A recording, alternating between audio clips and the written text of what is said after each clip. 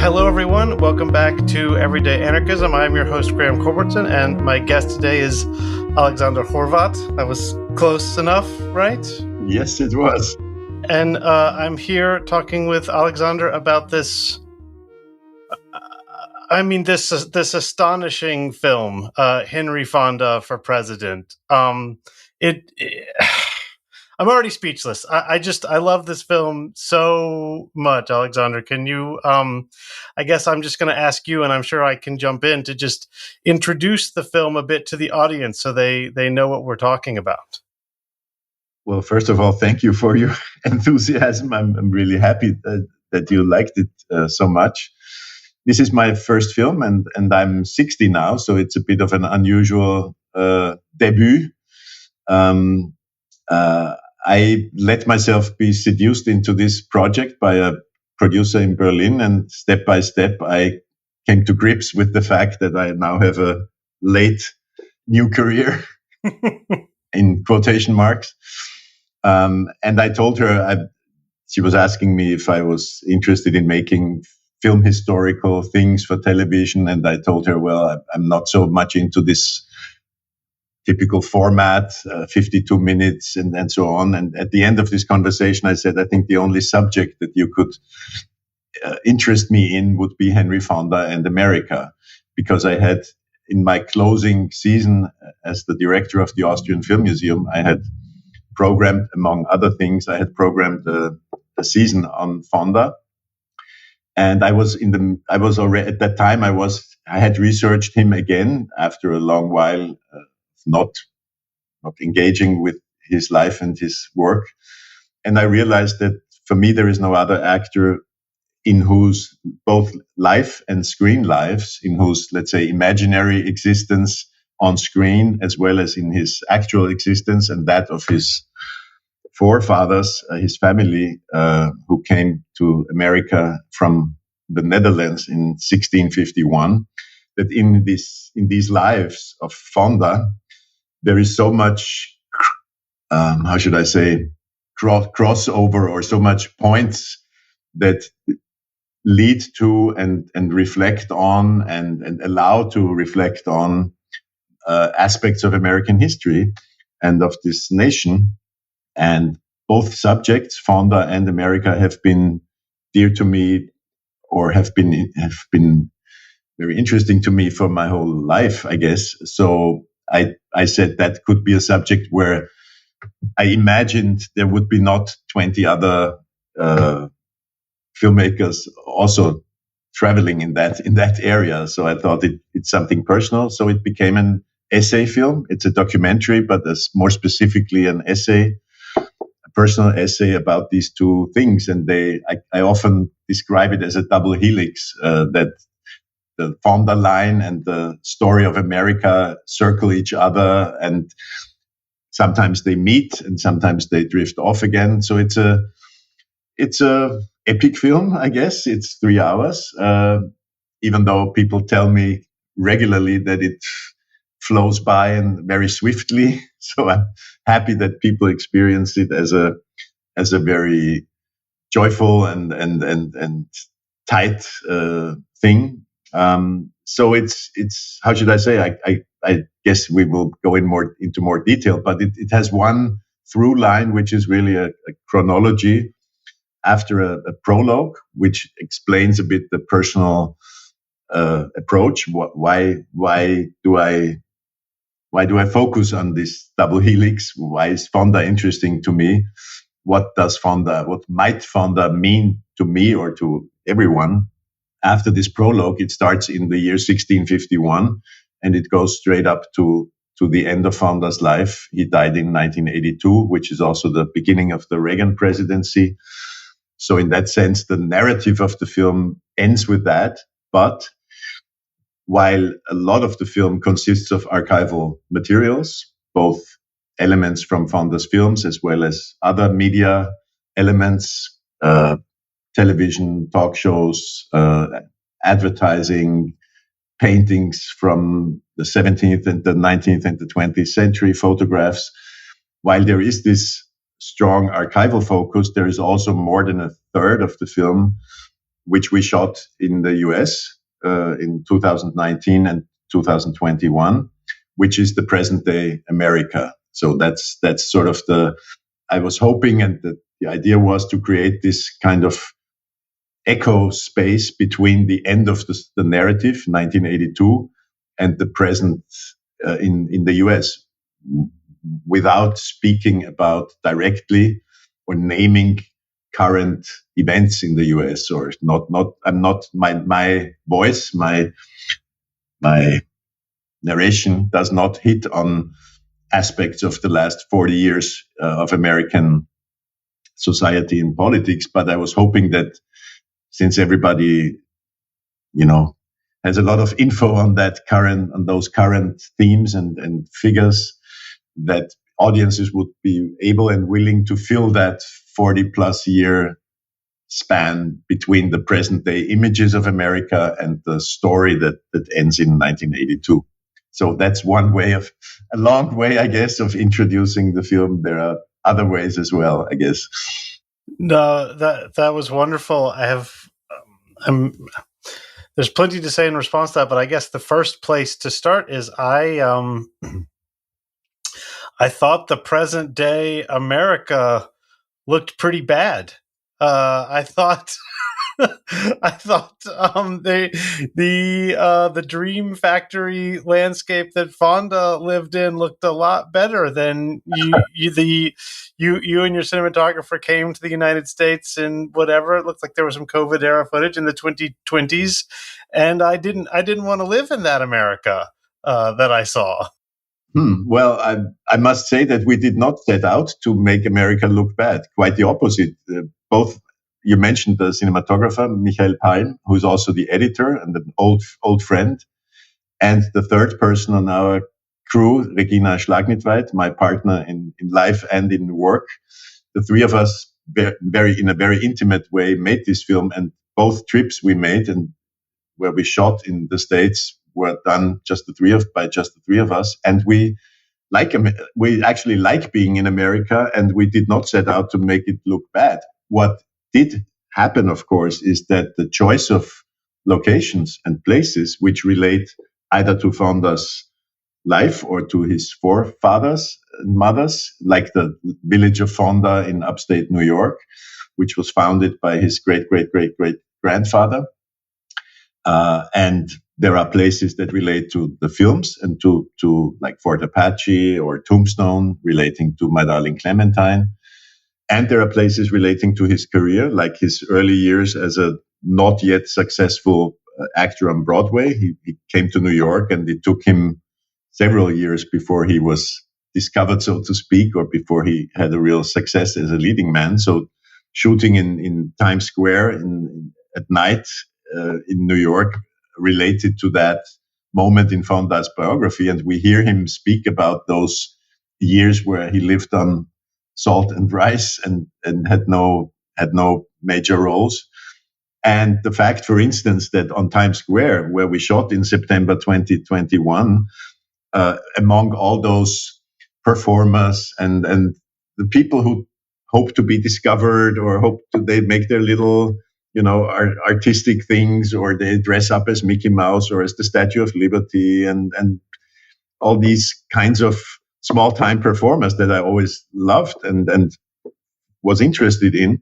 Among those, suddenly a Trump imitator pops up and enters our space and acts directly to Michael's camera with the typical Trump gestures, etc. And this was, of course, not planned. So this was you could say, an intrusion of present-day political reality in some way, but again, as a performance, a man in a mask.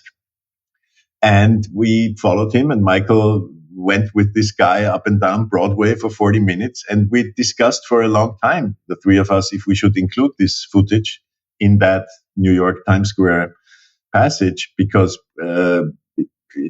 we actually had thought we would never mention the name, and we don't mention the name. It's just we show this media figure, which he is, this strange creature of popular culture who is now for the second time president of the United States.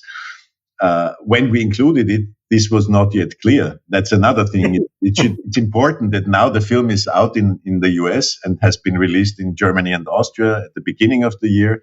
This all happened in the direct context of the inauguration and the first months of the Trump presidency number 2, when we finished the film in the summer and fall of 2023, and when it premiered at the Berlin Film Festival in February 24.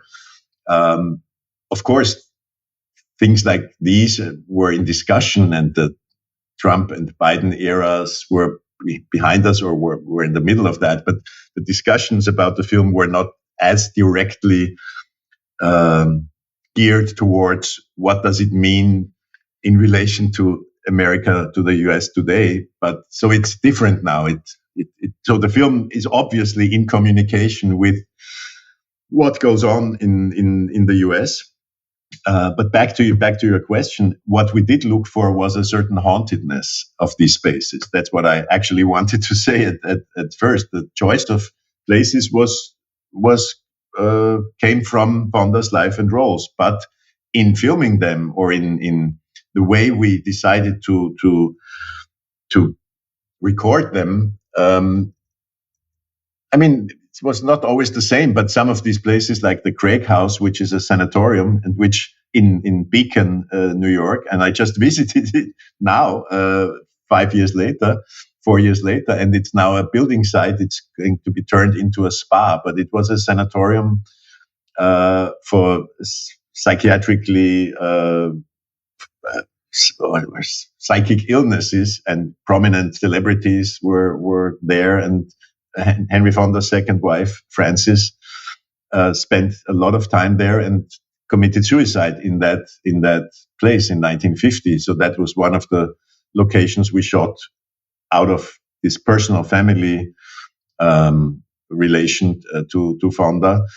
And of course, that's already a haunted place. The what we were looking for, very naturally, I guess, is a certain presence of the past. So if you have that in your mind when filming, and if you also have in mind how history is being reenacted in various ways on these and other places all the time, the way the United States do refer to their history constantly on street markers, historic markers, on road signs, places where people in costumes reenact a certain era, outdoor museums.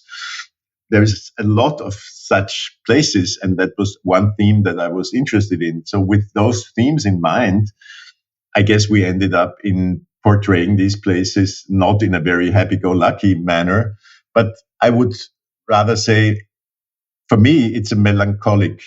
That's the main, I think, Stimmung or sensation I get when I review the footage now, and that was what we were going for, more or less, in different ways on these different places.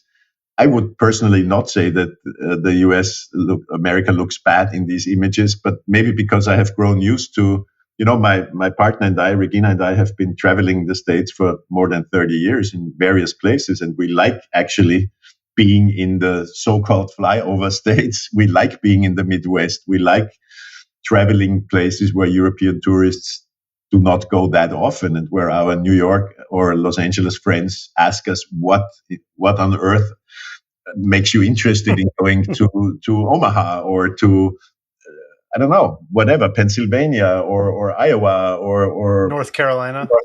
We've never been in North Carolina yet. Hope that will happen in the future. But so I guess our acquaintance with those sides of America that are not the triumphant, glorious king of the world kind of image that some parts of American society like to think of themselves that way. For a long time, I have grown used to the fact that this is, of course, a lie, as it is also in my country. The way Austria and Austrian society likes to portray itself often is far from actual reality. So this is not new to me. So filming those places and not making it appear a glorious encounter feels normal to me, and not as an attempt to shade the image of the country in a certain way. Yeah, I think the hauntedness. You absolutely captured the hauntedness.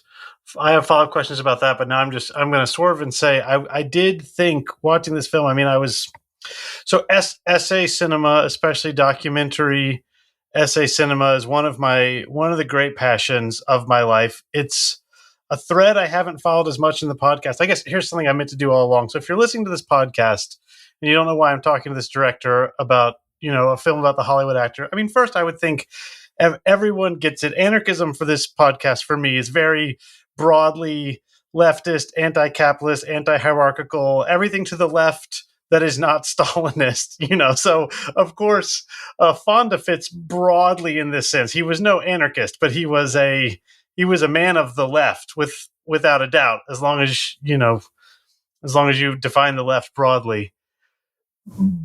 But to me, essay film is it's an anti-hierarchical way of filmmaking. It doesn't speak with the voice of God. It makes no claims that it has this sort of absolute truth. And the director, I was certainly thinking of Chris Marker while I was watching this. I mean, probably the most acclaimed essay cinema filmmaker of all time. Varda is my personal favorite, but I was thinking of Wenders. I was thinking of both Paris, Texas, and then the film that I can't call it to mind right now, but the Ozu film, Tokyo Ga. So I just indulge me. Have you seen and were you thinking of these films? I have seen most of Wenders' films, and I'm not specifically a fan of Tokyo Ga, I guess. I remember it being bothered by certain claims he makes about Ozu, I think, but it's almost 40 years ago, so I should not speak about it. What your comment? I mean, two things that come to mind is one, that the essay film tradition is very strong in Germany or in German language countries. So people like Wenders and Herzog has made documentary films that you might call essayistic because it's very personal sometimes. But Encounters at the End of the World is the one that stands out to me as most essayistic. But anyways, yes, I'm sorry, I interrupted. There is people with maybe lesser known in the film world, like Harun Farocki, who is become a big name at the end of his life, and after his death in 2014, Harun Farocki has become a big shot in the art world. But his cinema mainly was essayistic cinema, and I was very much in admiration of both the man who I was friendly with and his films, or Hartmut Pitomsky, who for a while was the dean of the film school at CalArt, another German essay filmmaker, and both of them were pretty radical leftists when they were thrown out of the Berlin Film Academy in 1968. 69, and Alexander Kluge. So a part of the new German cinema, and that's a part that's not spoken or written about so much, but a very essential part of what we call the new German cinema is actually that kind of personal documentary reflection, Godardian sometimes, as in Kluge's case. So there is this not only in France, but also in Germany. And Wenders fits into this from another perspective as well, which is the fact that I was fully aware of being a non-American. That's why there is no English version of my narration. That film exists. It's mostly in English. It's Fonda's voice. It's all the media material is in English, but my voice and two other voices, those of Hannah Arendt and of Günther Anders, very briefly, are in German. So I wanted to make it obvious to the viewer that this film speaks from another place. This film speaks from Central European German language world and from my upbringing in that world, with a cultural history and an intellectual history that is different from an American's upbringing. And the same goes for Wenders, of course, or for Hartmut Pitomsky, who made a film called Highway 40 West across the US. And Wenders made films like Paris, Texas, as you mentioned, or Alice in the Cities, and was always a keen observer of America. He wrote about, there is an early piece of his film critical piece about Easy Rider, where he's totally enraptured by encountering Easy Rider as a 24-year-old. Wenders was very young at the time. So his approach to America is, I think, different than mine, but it is part of the footsteps that, I guess, intentionally or not, our film follows.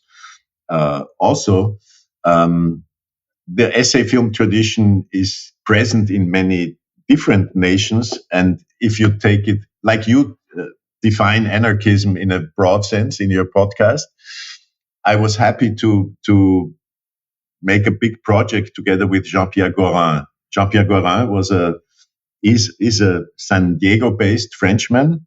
He came to the US in the late 70s. Before that, he worked with Jean-Luc Godard on several films. He's a teacher, a writer. He makes great film. He made great films of his own.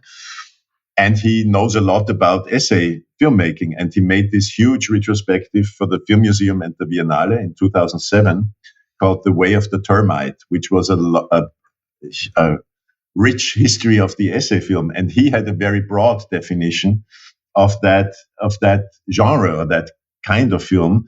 It includes not only Marquer and Varda and Godard and Farocki and Pitomsky and so on. It also includes, for instance, the earliest film was D.W. Griffith's Corner in Wheat, and the youngest was Apichatpong Veerasethakul's first feature, Mysterious Object at Noon. So to work on that retrospective, to talk to him, to have him as a guest and become friends with him, gave me an even richer appreciation for this notion, for this, as you say, anti-hierarchical, trying to escape convention and rigidity in all possible ways. So it's not a coincidence that my own attempt at filmmaking lands pretty exactly in that form. Also, it's the only one that I could have even attempted. I'm not a professionally trained filmmaker, but I come from writing. I come from curatorial work. So those two lead you very naturally almost to this kind of cinema. But as I said, it's also a kind of cinema that belongs to me to the absolute high points that of anything this art form has ever produced. Yeah, I completely agree, and I'm just going to say again, I don't think you'll get tired of hearing it. This film fits beautifully in this tradition. It's a great example. I'm truly happy to hear that. No, you should be proud of what you've done, and I don't know. I'm thinking about, I teach a film class regularly. It might be fun to teach this film as a class. And which, of course, it's just if I get to be the professor, I get to put in the ones that you left out that you should have put in, like the Anthony Perkins Western. What is it called? The Tin Star. I was waiting for the Tin Star the whole way through, and then when it didn't show up, I was very offended. So, I hope that's a joke. I hope it wasn't an offense, because there would be 50 or 60 offenses of that kind. Yes. People have mentioned that Advice and Consent by Preminger, which is a very interesting film, only appears very briefly. I mean, some of these were conscious choices to not discuss. Others were included in the 5.5-hour rough cut we had, and simply had to go because I felt I wanted a compact, even though it's still 3 hours, I wanted a compact way of leading the viewers through this story. So some also, for instance, that would have been even more essayistic, this whole complex around Godard, Jane Fonda, and Henry Fonda, which is a rich triangle, because Godard, as a young critic, wrote about Fonda, The Wrong Man, talking about the beauty of Henry Fonda's face and so on. And then he uses him in Godard's late work. Fonda reappears often, Mr. Lincoln and The Wrong Man. So there would have been a 45-minute or there could be a 45-minute separate film just on that triangle, because Jane Fonda and Godard worked together, of course, with Gorin in Tout va bien, and then two of them made this pretty, I don't know, critical and not very kind essay film called Letter to Jane, where they compare her and her father regularly.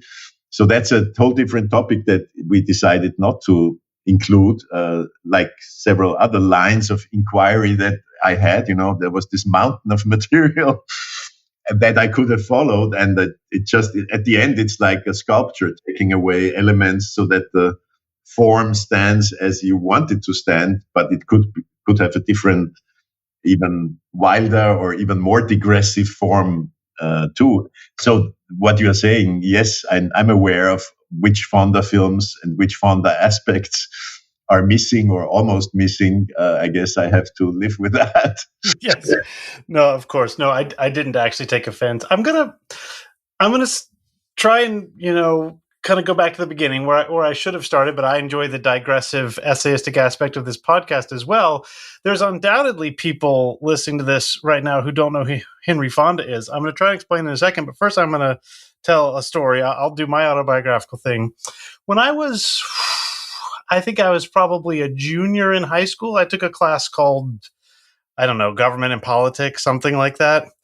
And we watched a film that I found dreadfully boring about some uninteresting man who was arrested for some uninteresting crime and didn't get a lawyer and was convicted because he couldn't afford a lawyer. And then he, wrote the Supreme Court and got a lawyer. And the reason why poor people have lawyers now in America is because of this boring man in this boring film. And when I found out about your film, I just immediately threw myself into watching all the Henry Fonda movies that I'd always meant to watch and not watch. And so I was going through on IMDb or Wikipedia or something and was just shocked that boring movie about the justice system, made for TV movie from 1980 or whatever, that I had watched in 2000 was a Henry Fonda film called Gideon's Trumpet. And when you're talking about haunting, it seems to me, first of all, when you say that this country is haunted, it strikes me that what we are haunted by, or one of the key things we are haunted by, is this period from roughly the election of FDR through roughly the election of Ronald Reagan. This is an oversimplification, but roughly true, when America was broadly solidaristic, broadly a social democracy, broadly built things. The latter part of this, you have the anti-communist wars of imperialism, but at the beginning of this, you have the still, I believe, widely celebrated U.S. intervention in World War II. I believe we're still broadly happy about that as well. And I would not have thought this before. I don't know how if you'd asked me who the icon of that era was, I don't know. FDR, MLK, both of those would have come to mind.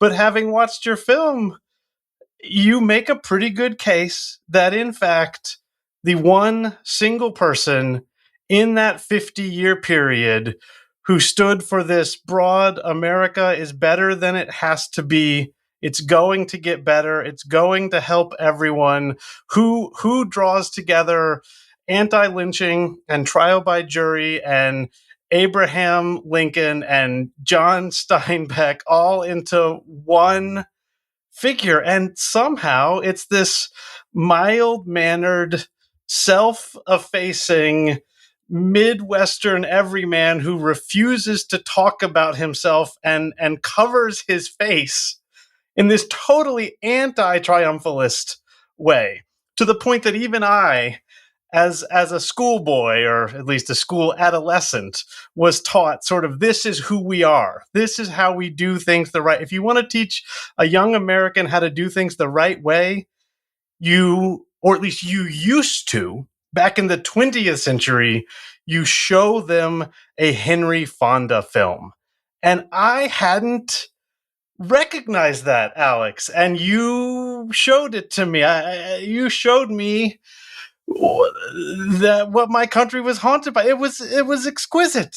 It was exquisite. Okay, now that's not a question. That's just a statement. No, but now my reaction is exquisite. In this, I mean, it's not exquisite. It's just sheer happiness that a film that I did not include, and I had only watched Gideon Trumpet at the time. I guess I was 19, or I saw that in the early 80s on TV, I guess. That you had a similar, even though unconscious, I guess, relation to an early Fonda experience. And what you developed out of that personal moment is exactly what was a specific intention, and my realization that it's, of course, you could say coincidental. Fonda was alive and active in that exact period. He was a FDR liberal. He was a left liberal, but he was his political views, his conscience was certainly shaped not only by his liberal father, one of the few liberal families in what he called a reactionary hotbed, Omaha, in the early years of the 20th century. So he took a lot, I guess, from his father, but then from his 19th years in the 1930s, and from identifying with Roosevelt's New Deal, etc. So and he dies in 82. So yes, that's exactly the period, and that's why I felt it makes sense today, after more than 40 years have passed, to look back at that period and wonder. It's not nostalgia. I hope that, sometimes a film like that might be accused of leftist nostalgia, not opening your eyes to the changed reality of America, etc., etc. I think I am aware of the American reality, and of not only American, but many parts of Europe and elsewhere are under the threat of democracy turning into authoritarian systems. But I did want to indicate other ways of behaving as a society and as an individual in society, and relating to the rule of law, etc., solidarity, all the things that you mentioned. So I believe that history. There is this Hegel expression. I think it's by Hegel, and I don't know if the translation is correct, but in German the phrase is "die Listen der Geschichte," and it means the ruses of history. I don't know if ruses would be history is not. There is no determinism in history. So it's as easy to say, oh, this will go on like it's going on now. Democracies will die everywhere, like they seemed to die in the 1930s, in the Roosevelt era.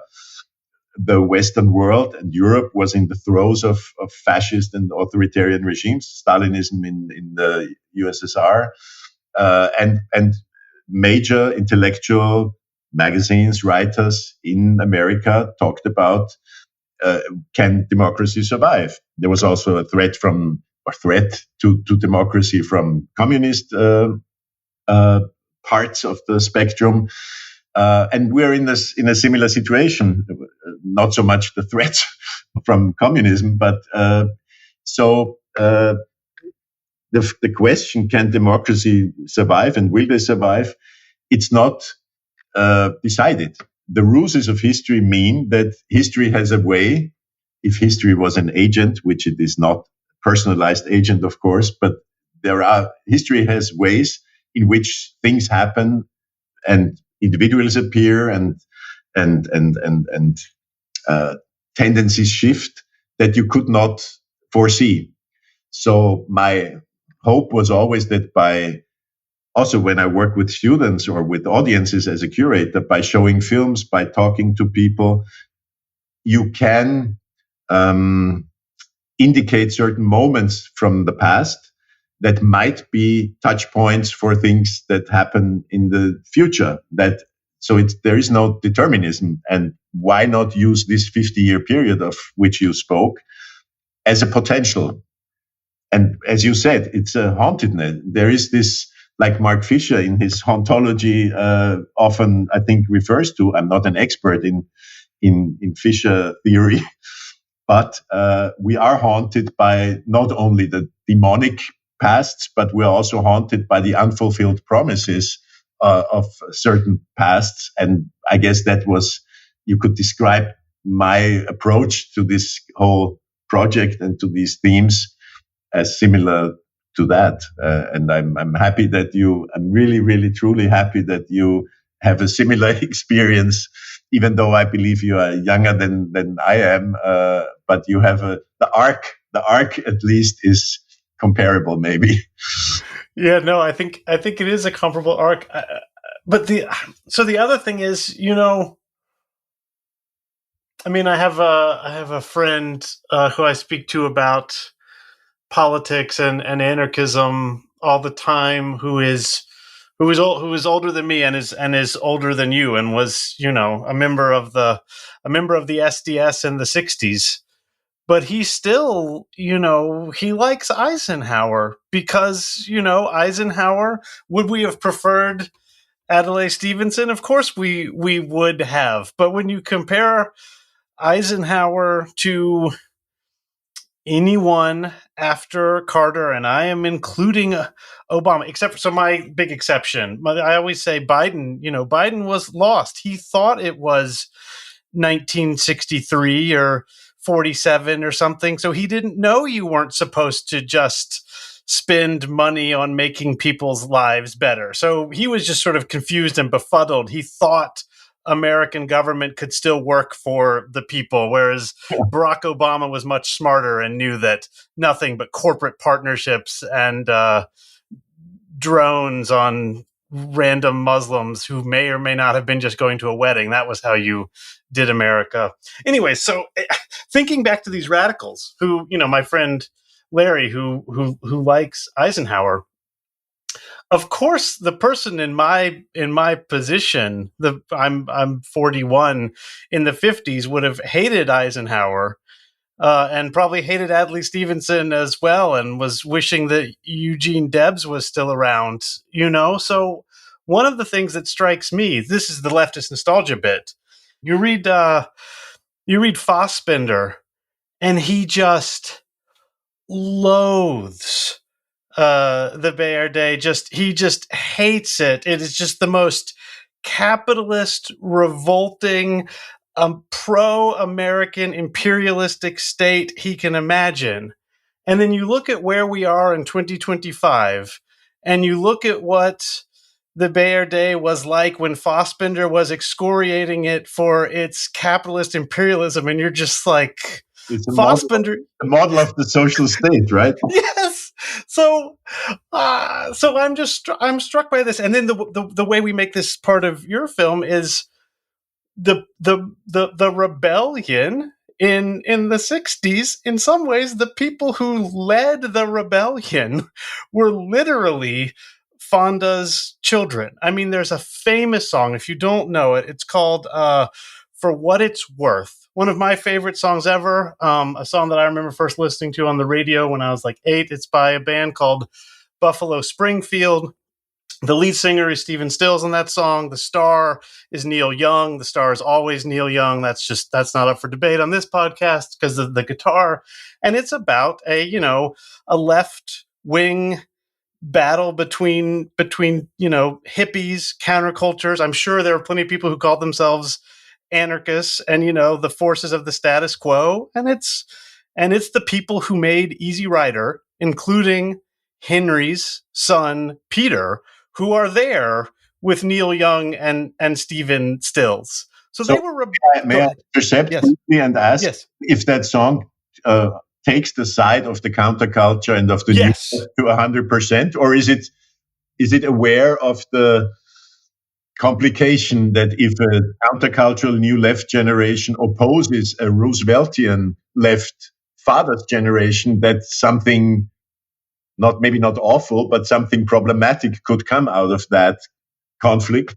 I don't think when Stills is writing that song and Buffalo Springfield is recording it, that they see the potential for it to curdle. I don't think so. But that's what I'm asking you is how did it curdle? That's a good question. If you read what I did at one point in this long work on the project, I read Peter Fonda's, Jane Fonda's, and Henry Fonda's autobiographies in parallel.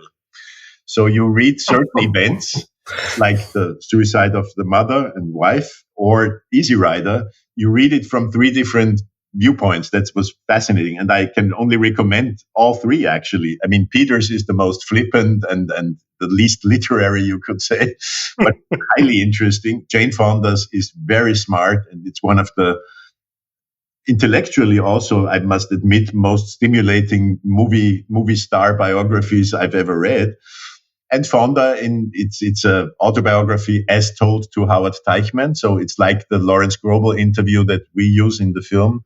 Late in his life, he accepted his family's wish to leave something behind. So he did these two things: the long interview with Grobel for Playboy magazine and this book, quasi autobiography. So if you read these, it's funny to see how Peter Fonda shows his father a 4-hour rough cut of Easy Rider, and how the father reacts, and not aggressively at all. He kind of he has admiration for his son, and he spoke publicly about that. But it doesn't seem as if there were really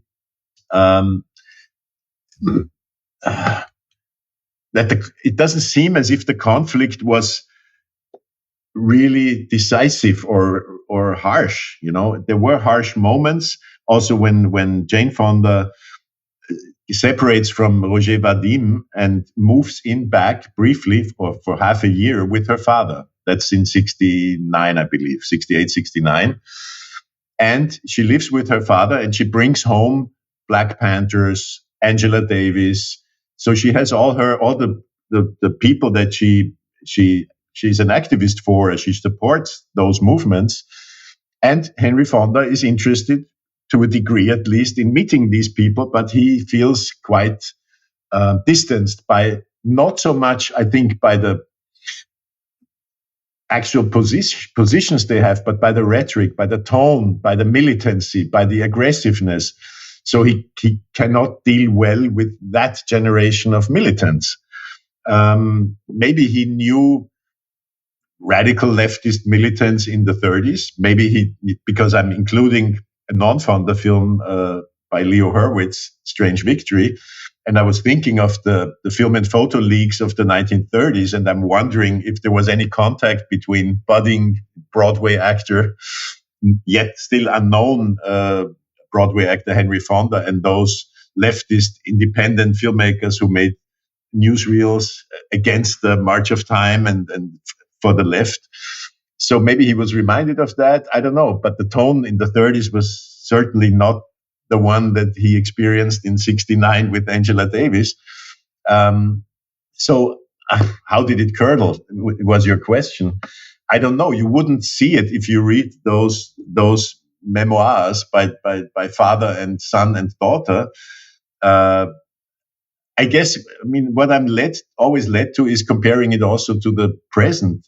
How did forgive me for using this overused term of woke culture of the last maybe 10, 15 years. But I now, as a 60-year-old, I have witnessed similar conflicts internally in the left, where people of my generation do not deal so easily, and vice versa, with 25-year-olds and their views on where leftist politics should go. So maybe that's a similarity in some ways. You would know much better than I do how this plays out on American campuses and in American universities, where I'm sure you have teaching personnel in their 50s and 60s and students in their 20s, seemingly being interested in the same or in a certain shift in culture, but doing it in so different ways and talking about it in such different ways and using languages that often don't seem compatible to each other. That maybe there's a one reason. In the right, it never, the way Trump and the fundamentalists have been able to take over the Republican Party, there was no conflict. It seems to me, at least, there was no real conflict on the right, because in order to stay in power or to regain power, the Republican Party and the conservatives are willing to go anywhere. So they are even willing to go the Trump way. In the leftist context, it never seems so easy. You have Kamala Harris supporters versus Bernie Sanders supporters, which, I mean, this is not a big fight, I guess, but still, it seems that this tendency to not know when to prioritize which topics is one of the issues that the left deals with regularly and has dealt with also in 68 and the years after 68. If I think of France and Germany, how the factionalism in the left led to a complete breakdown of what 67, 68, or what Guy Debord's thoughts seem to have promised, that ended badly.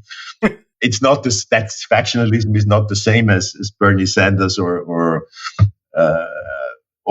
Kamala Harris, etc., but maybe the criticality that is an essential criterion for leftist thinkers and activists is also a problem when it comes to gaining in a short period of time gaining cultural hegemony. So I don't know. That was not a very smart, good answer to your question where it curdled. The thing is that with the Fondas, a few years after these conflicts, they were very happy.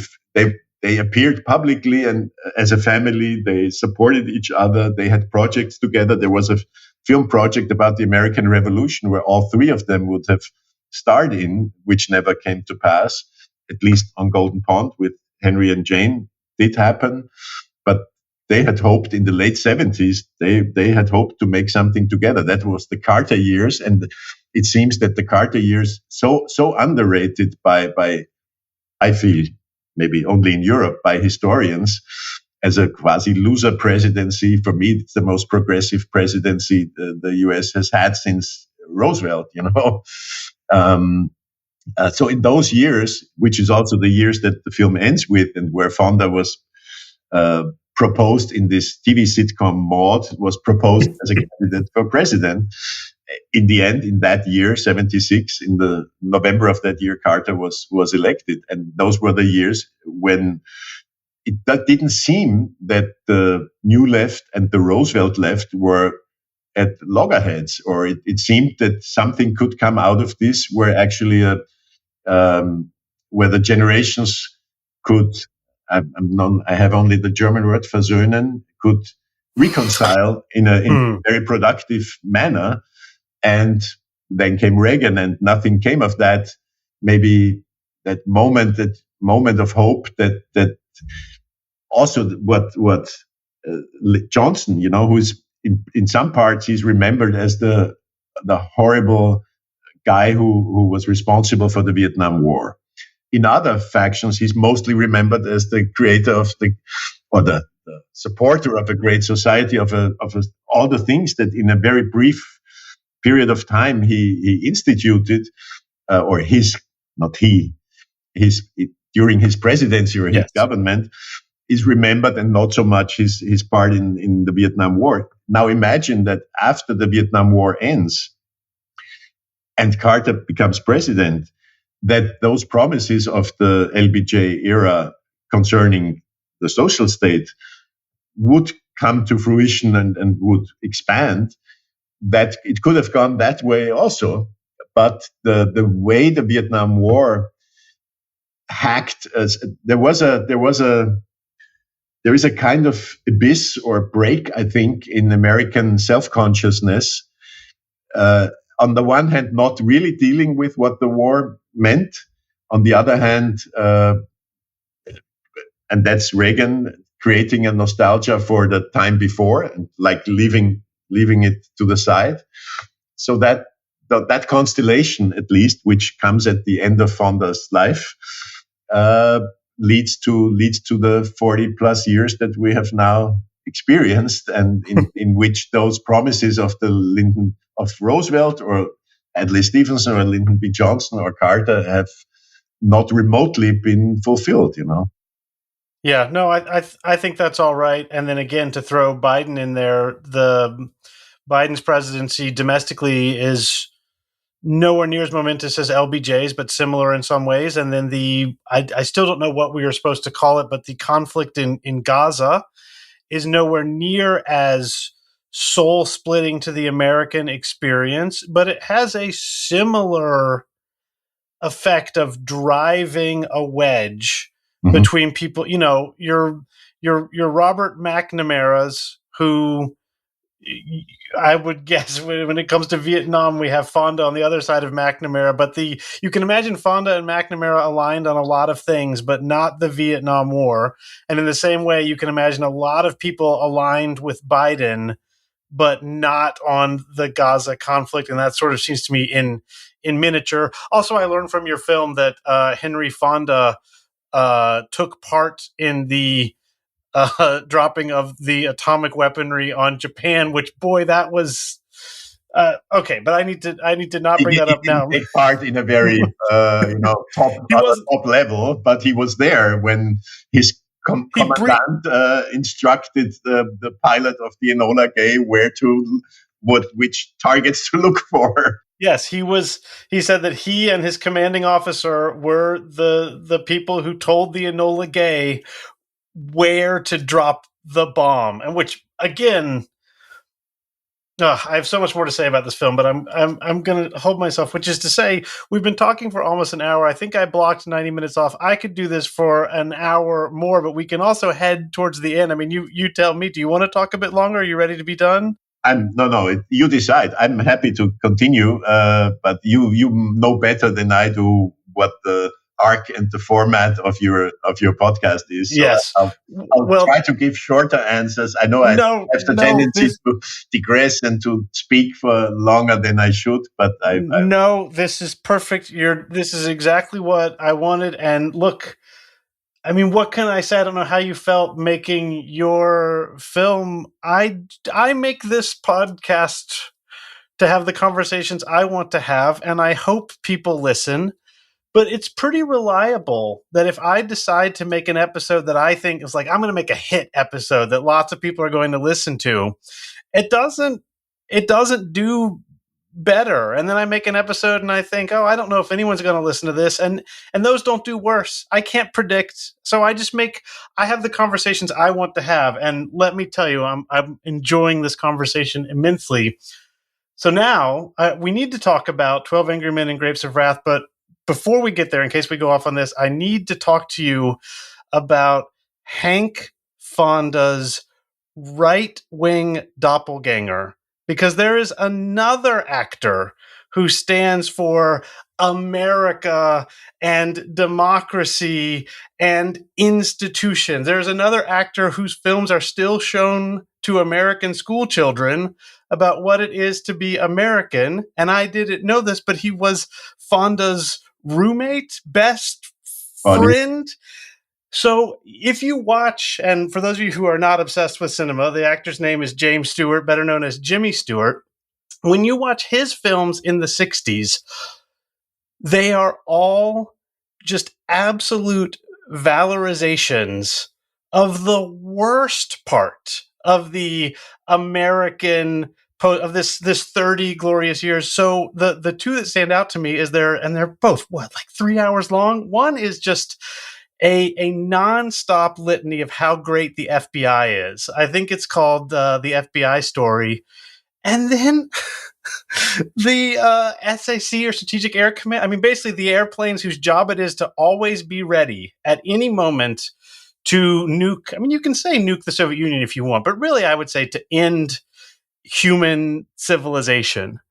So we get films like Mr. Smith Goes to Washington and things like that. Obviously, It's a Wonderful Life films where Jimmy Stewart seems to stand for the good parts of America that we want to celebrate. And then in the 60s, when Fonda is making a movie about what a horrible thing it would be to bomb the Soviet Union like failsafe, Jimmy Stewart is making a movie about how great it is to always be ready to bomb the Soviet Union.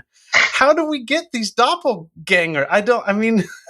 They're really fascinating. And I was invited by the Austrian Film Museum, my former workplace, to program a small show in December last year where Fonda and the Stewart film were connected to each other. And they were really best friends. They were best friends for 50 years.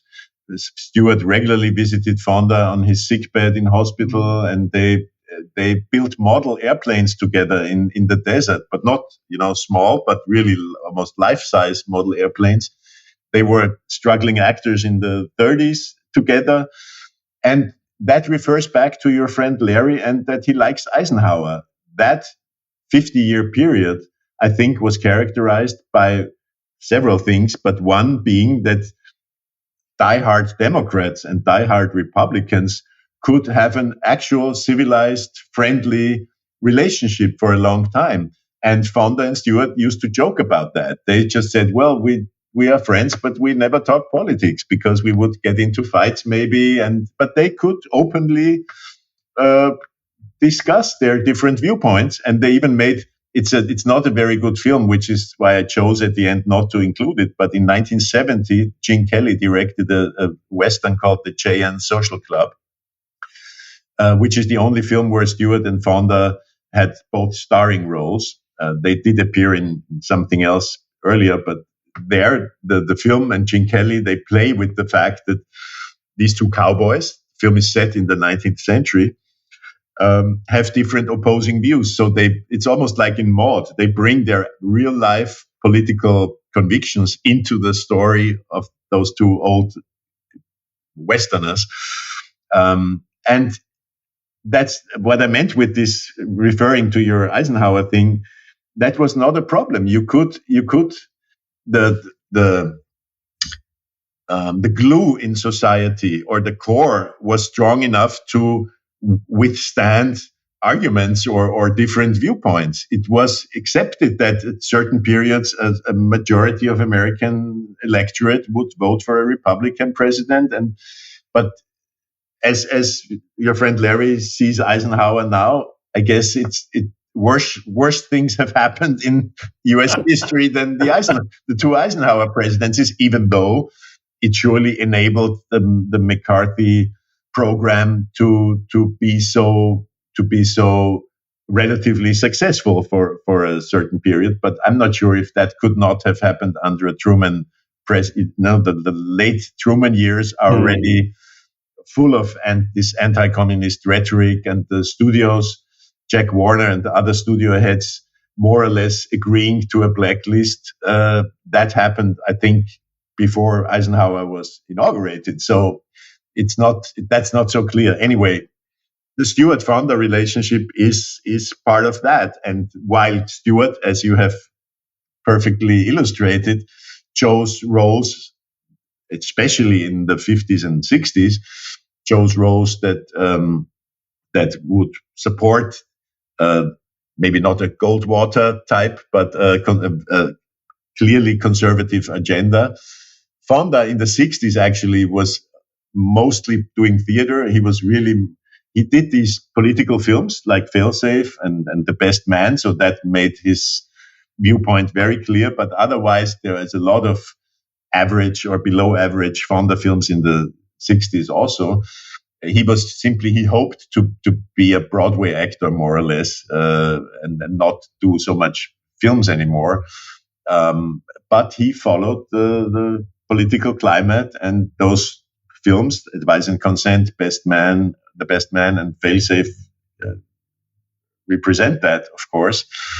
The FBI story that you mentioned, I think, is from 1957 already. And I had to think that the same year, Fonda appears as the wrong man in with Hitchcock, which is not a political film per se, but they are so different. The justice system, the relation to guilt or non-guilt in The Wrong Man, and the FBI story so you could you could make doubles like this, like I did.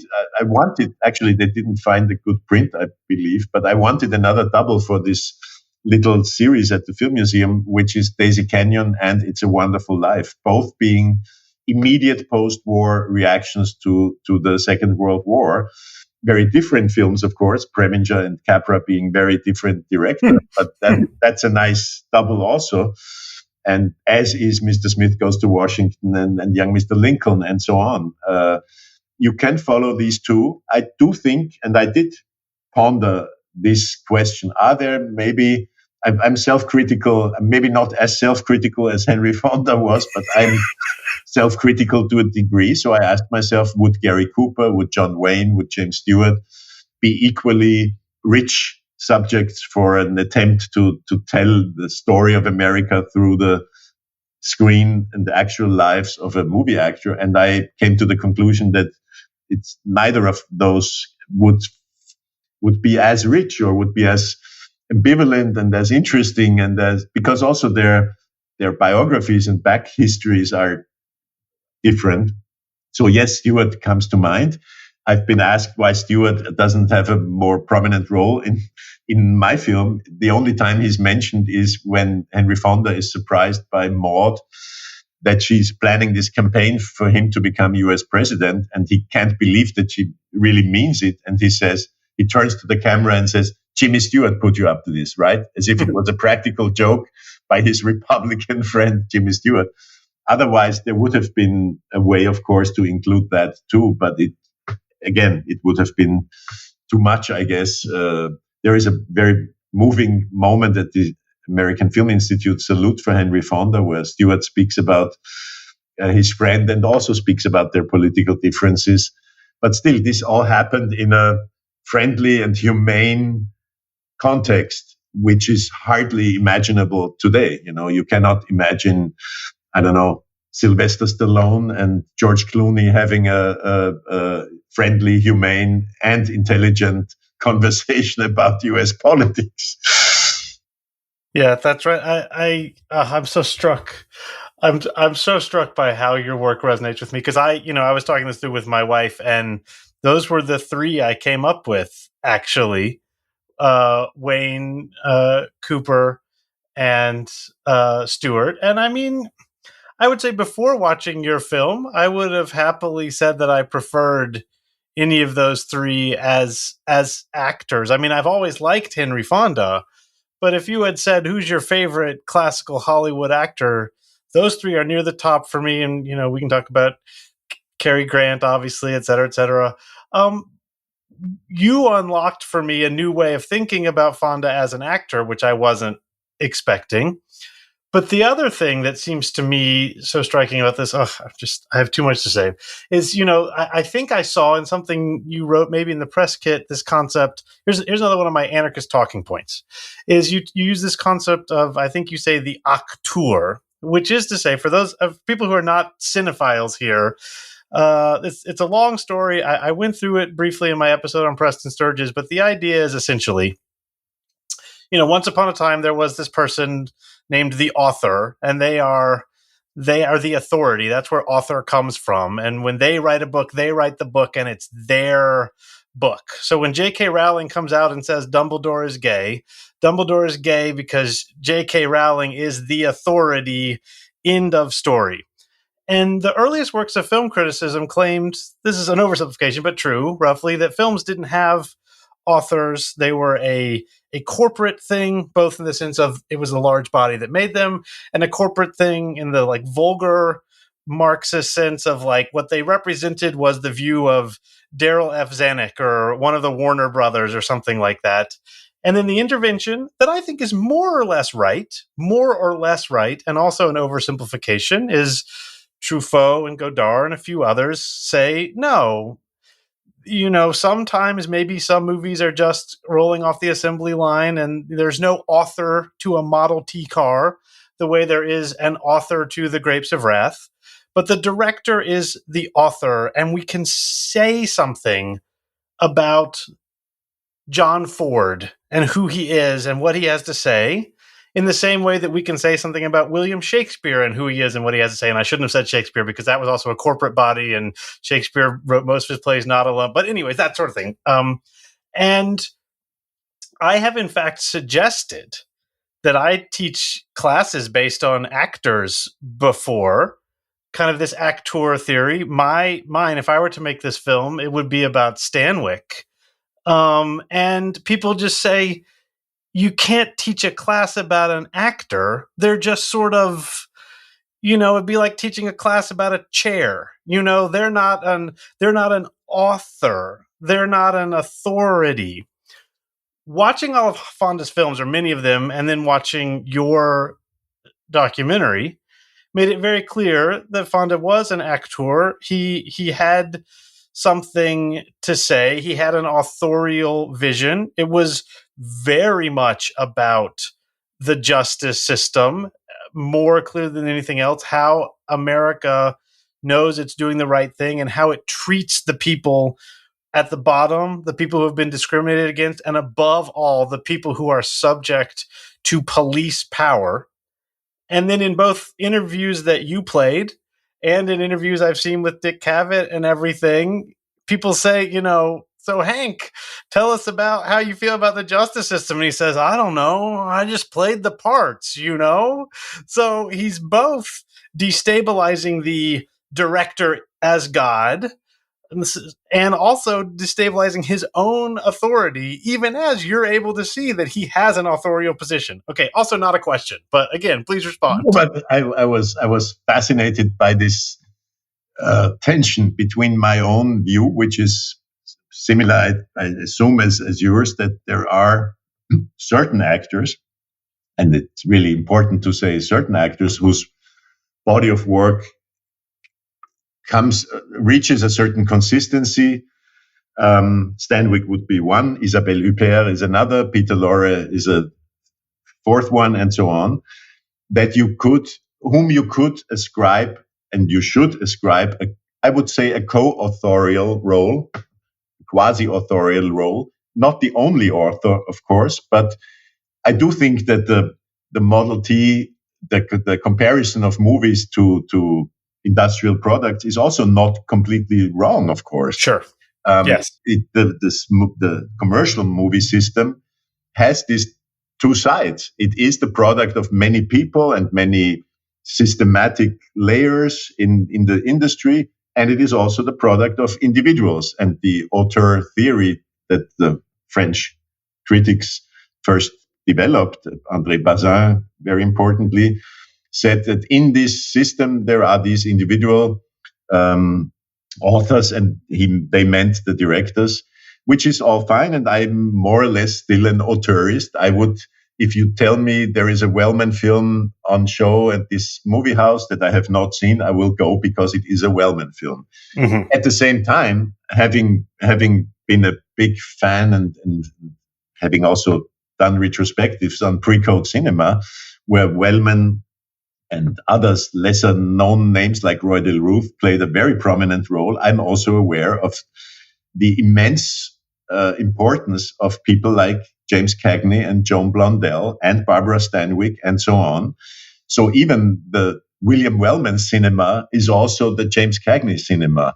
So I've more and more come to the conclusion that with auteurism alone, we don't really reach the potential that this strange art form, which exists between the assembly line and the individual, poets scribbling, it's somewhere in between. Sometimes in avant-garde cinema, which I love, it's very close to the poet scribbling the lines or the composer thinking of something.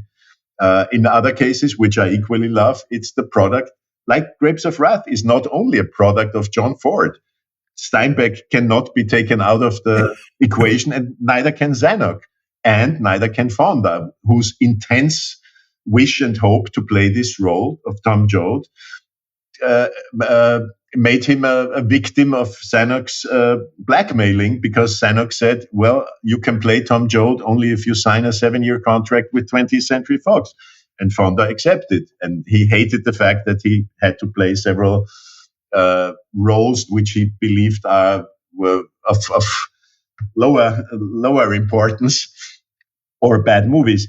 So these constellations shift, and we should see Ford as an auteur, and I believe we should see Fonda as a co-auteur, as important as screenwriters like Lamar Trotti were for Ford and others. And I once in my film museum years in Vienna, in 2008 or 9, I did a show called Acteur Auteur. So it dealt with exactly this issue. And to return to my beginning, I love the tension between my and Fonda's view of this issue, because I knew I wanted to go in that direction and show him as a co-author of an oeuvre, of a real oeuvre. And I knew how he always responded in interviews and talk shows to this. And that's why I loved the decay excerpts that we found, where Fonda says, well, as you already explained, he liked to see himself as a puppet in the hands of real authors. He saw himself almost as a zero. He thought his only talent is acting. He knew he was a good actor, but otherwise he believed, and this becomes clear in many of the excerpts that we use in the film, that he had nothing to say. He has no good answers to anything, which is the final sentence that he speaks in the film. And he was super self-critical, skeptical of his own ability. And so and I'm not sure if it was coquettish or if it was that deep down inside, he knew that he wanted to and was able to, at least partly, express certain convictions and worldviews through his acting. But since he never wrote a script and he only produced one film, 12 Angry Men, he must have felt in that era that it's preposterous to turn up on talk shows and speak about himself as if he were an author. Maybe he knew deep down inside that there is a kind of authorship through performance. And that's very important to me. It's not only the worldviews and the convictions and the issues in American life that his important films deal with. It's also a certain style. And that's part of what the French theorists and critics said about directors as auteurs, as authors. It's not only the worldview, it's also the way they set up the camera, the way they shoot films, the way they shoot actors, and so on. So it's also a matter of craft. And Fonda's craft as a performer is an essential part of this authorship. There is a through line from the 30s to his last film in which his type of very, how should I say, shy or inward, the sort of inwards acting that he repeatedly does, that's part of his authorship. So this author, if we want to call him that, consists both of a certain content, you could say, certain issues, certain views, certain convictions, and on the other hand, of certain stylistic means. And I think we are smart if we look at cinema as a art form that exists not only in language, even though we spend so many words on it now and always. Performance is its own language, like music is a language, you could say. Quotation marks, at least. Everybody accepts that there are musical authors, even not songwriters, but Schubert, Composers are seen as authors in a certain sense. They are the sole representative of that oeuvre that goes by the name of Schubert's works. So performers should have the equal opportunity to develop such authorial voices through their art of performing. And that's what I wanted to also make visible a little bit in the film, that it's not just the political positions, the social positions, but also his, as a man, as a body, as a being who is in front of a camera, in front of an audience. How do you behave in that role? So that's perfect. And just to stretch it further, every every film, at least every film that isn't animated, is also a documentary film, which is to say it is documenting something. And certainly many of Fonda's films can also be considered essay films in the way, not essay films in the colloquial sense that essay means they're making an argument, although they're often making an argument, but in their terms they're making an argument that they're reaching for, that they're trying out. And it seems that as a performer and a self-effacing performer, he's almost a film essayist in a way that I think Jimmy Stewart is not, and John Wayne is not, and Gary Cooper is maybe only with Capra or something like that, but otherwise is not a film essayist either. If any of that makes sense. To a big extent, I would absolutely agree. And what comes to mind now is a line that, because it also highlights stuff that we spoke about before, his autobiographer, this writer Howard Teichmann, to whom Fonda more or less dictated his autobiography in 1981, called him, after they had spent months together, he called Fonda a closet intellectual. Maybe that's a good way of describing this, what I tried to describe before, that he would distance himself from all these notions of him being an intellectual or etc. But Teichmann had the same feeling, that this guy thinks a lot about things. He's reflective, he's skeptical, but he tries to express it not by appearing on decay and saying, I think this should be done and this and that. He does it through performing. And that's a very indirect and very hard to nail down way of expressing a person expressing their views on life, and he did it, I believe, because he understood the language of performance. Yeah, I think that's absolutely right. Okay, I want to mention a few films and moments, and then I'm going to give you the last word. So first, listeners, if you have not seen this film, The Grapes of Wrath, it is as good a film as has ever been made. If you look into the director at all, a man named John Ford, people will tell you he's a right-winger. This is totally not true. John Ford was politically incoherent by any attempt to put John Ford into any sort of ideology of the kind that you would like to have when you're trying to vote for someone. John Ford doesn't have that. Grapes of Wrath is a socialist book. It is a socialist film. It's also a John Ford film. It's also a Western. And just watch it. That's the first thing. The second thing is the American political system really doesn't have any anarchy baked into its rules and laws. The anarchy is always there under the surface, as anyone who listens to this podcast knows. There is one place, though, that I think is just definitionally anarchy, which is, if anarchy is non-hierarchical consensus, then when we get 12 jurors together, and actually, I have jury duty for the first time in my life tomorrow as we are recording this. And the other Henry Fonda film that I was shown as a civics film is, as you say, the only film that he claimed some authorship for. It's called 12 Angry Men, and it is a movie about a jury, which is to say a non-hierarchical, consensus-based attempt. It's not a movie where Fonda is being railroaded by the justice system, of which he made a few, nor is it one where he's a witness to the justice system, like or the injustice system. That was my wife's joke all the way through. She said Henry Fonda doesn't know anything about the justice system. It's only an injustice system, which that sounds good. But it is it's when it gets anarchic in 12 Angry Men, when there's no authority, it's just 12 men, 12 people, but 12 men in a room talking. The outcome is different. So I'll stop there and see if there's anything you want to say about 12 Angry Men.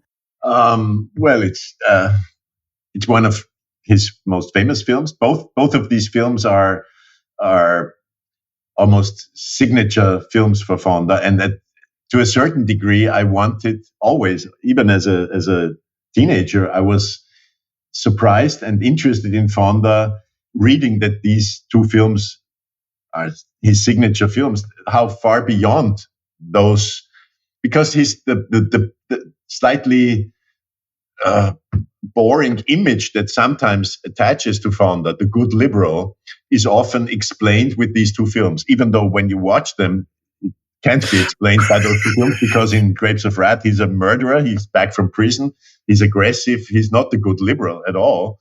Nevertheless, in our culture, and already in the 80s and 90s, when I mentioned the name Henry Fonda, people always said, the good liberal.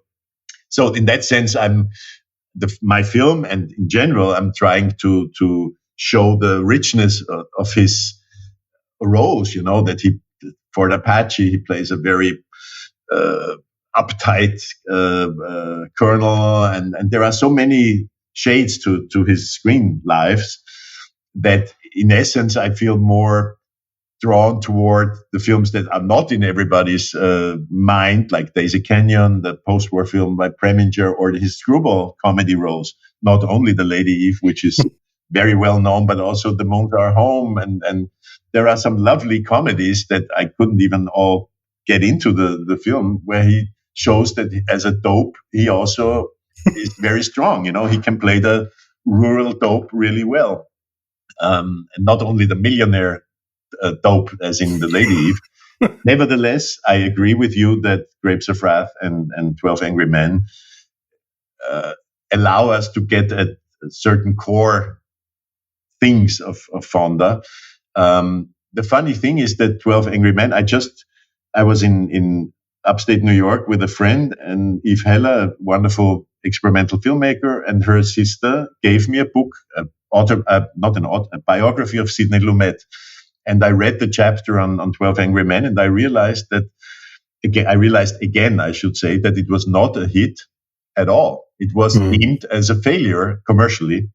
As a failure, United Artists would have loved to continue with Fonda and Lumet, and Fonda producing further films. I'm happy that they did get back together again for Failsafe 7 years later, but since it was commercially not so successful, that idea stopped dead in his tracks, I guess.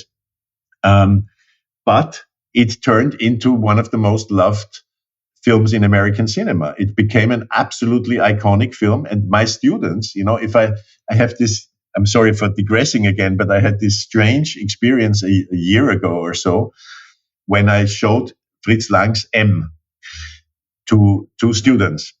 And these were just bachelor film students, I should say, but nevertheless, they were pretty bored by the film, or they told me that this was a small group of three male students, saying, I could not get into that. It's so slow, and I hate watching black and white films anyway, and that kind of talk, which probably some of your students, you get that too. Hopefully not, but maybe you do.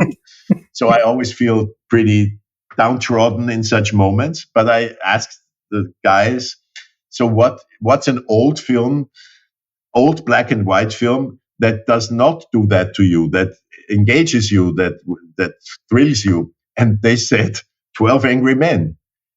And I felt, of course, happy because they named a Fonda film, and I tried to understand. And that told me, okay, what I read in this Lumet biography, it's really true. Generation after generation after generation, the very young, finding their path to older films, will find that film very quickly, and it will still function not only as a civics lesson, but as an incredibly tight chamber play with 12 fantastic actors, and with Fonda's role as the individual who can turn the tide when things are seemingly obvious and the outcome is seemingly there on the table.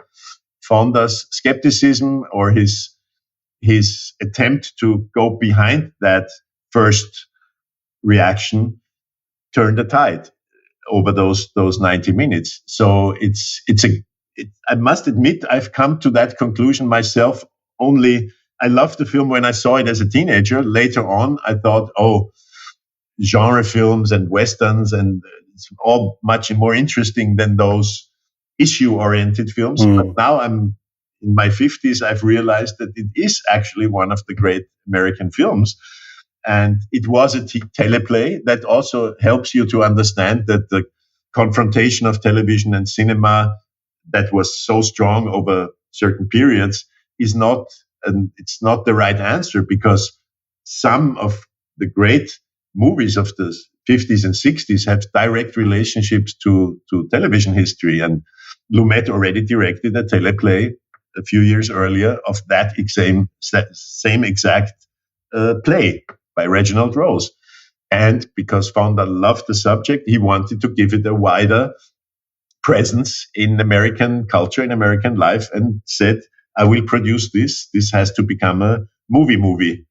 And it did. It was not successful, but turned out to be this almost myth, or this icon.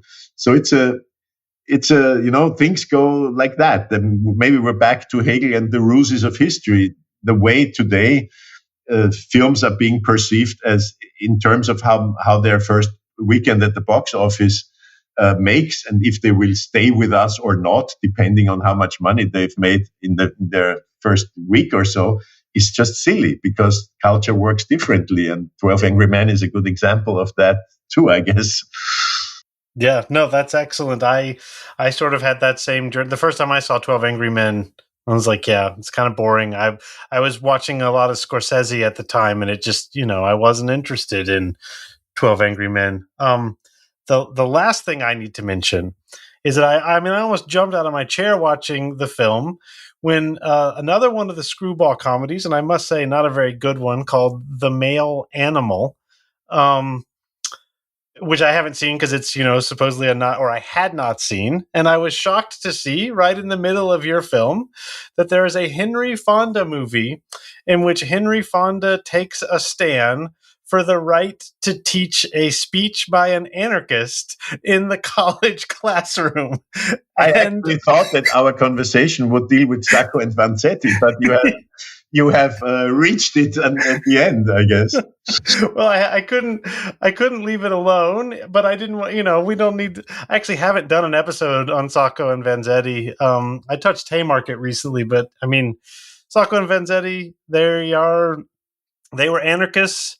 They were killed by the injustice system. I believe the consensus of history now is Sacco did it and Vanzetti didn't. But no, I don't give a fuck about that. The point is, neither of them could be proved to have committed this murder.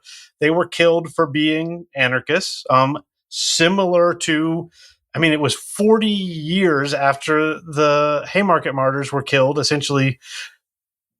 Someone was killed. People were killed. They were probably killed by anarchists. We're not sure. And the police were happy to just kill some local anarchists, which is wrong, which is unjust. It was an international outcry. And this film, The Male Animal, which I had never seen and barely heard of, is actually, he's a composition professor, which is mostly what I teach. He's teaching writing. Mm-hmm. And he just says, I've got this really interesting piece of writing. It just happens to be by an anarchist. And the great bull-voiced actor, he plays the Pike's Pale. Eugene Pallette, you mean? Or? Eugene Pallette, yes, who is just he plays tycoons. He's one of the actors who's called on to play tycoons, and he plays a football-minded tycoon who doesn't want to have anarchists in his classroom. And Alex, you don't know this, but there's an American football coach named Bill Belichick who's considered the greatest football coach of all time. And he recently joined the University of North Carolina in a enormous coup for whoever the tycoons are who are running our university. So I was watching this movie. I'm an anarchist professor without tenure at UNC about this collision between football tycoons and a professor who wants to read anarchists in the classroom.